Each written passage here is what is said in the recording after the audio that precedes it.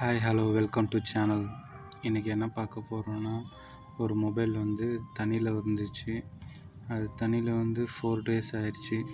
ஆனாலும் அவங்களுக்கு ஒர்க் பண்ணிகிட்டு இருந்தது, சார்ஜ் ஏறுறது, மைக் கேட்குறதெல்லாம். இப்போ எல்லாமே ஸ்டாப் ஆயிடுச்சு. அதுக்கு ஏன் ரீசன் கேட்டிங்கன்னா, ஆக்சுவலி அவங்க தண்ணியில் வந்தோடனே ஒரு கடையை பார்த்து கொடுத்துருக்கணும். கடையில் கொடுக்காதனால அதை அப்படியே யூஸ் பண்ணுறதுனால சரி ஓகே யூஸ் ஆகுது அப்படின்னு விட்டுட்ருக்காங்க. ஒரு 4 days ஆனவுடனே மைக் ஒர்க் ஆகலை, சார்ஜ் ஏறல. இப்போ அதுதான் இந்த மாடல் கழட்டிகிட்ருக்கோம். இப்போது பின்னாடி பேக் பேனல்லாம் கழட்டிட்டுங்க. ஆக்சுவலி என்ன மாடல்னால் இது விவோ Y16 மாடல் தான் இது.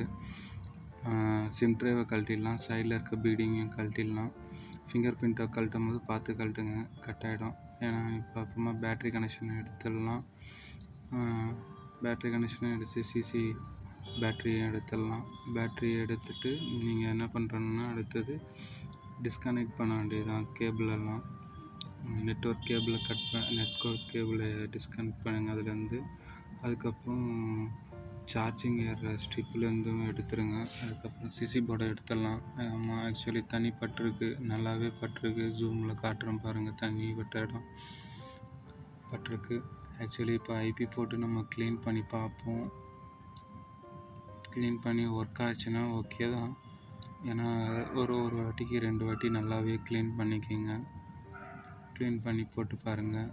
ஒர்க் ஆச்சுன்னா அந்த சிசி போர்டோட வச்சுருங்க. மைக்கும் செக் பண்ணிக்கோங்க. 2 வாட்டி நம்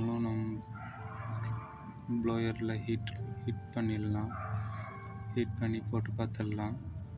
அந்த இடத்துலையும் நல்லா க்ளீன் பண்ணிவிடுங்க. போர்ட்லேயும் நெட்வொர்க் கேபிளை அதேமாதிரி உட்கார வச்சுருங்க. சிசிக்கு வர ஸ்ட்ரிப்பையும் நல்லாவே ஃபிட் பண்ணிவிடுங்க.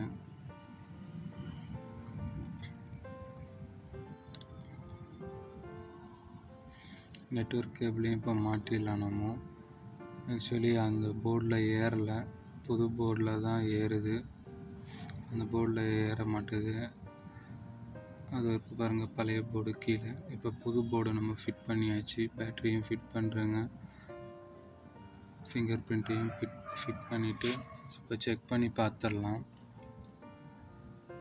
இப்போ நான் கொஞ்ச நேரத்தில் சார்ஜ் போடுறேன் பாருங்கள். சார்ஜ் ஏற ஆரம்பிக்கும். இப்போது அதை நான் உங்களுக்கு காட்டுறேன். ஓகேங்களா, சார்ஜ் ஏறுது. புது சிசி போர்டு போட்டால் தான் ஏறுது. ஆக்சுவலி இப்போ எல்லா ஸ்க்ரூவுமே ஃபிட் பண்ணிவிடுங்க. அவங்க கஸ்டமருக்கு என்னென்னா அப்படியே போட்டு யூஸ் பண்ணிகிட்ருக்காங்க. அதை ஆக்சுவலி விழுந்தோடனே கொடுத்துருந்தாங்கன்னா அந்த புது சிசி போர்டு போட தேவையில்ல. பழைய ஒரிஜினல் சிசி போர்டை யூஸ் பண்ணியிருக்கலாம் அவங்க. ஆக்சுவலி நான் எல்லா ஸ்க்ரூவுமே போடுங்க, மறக்காத.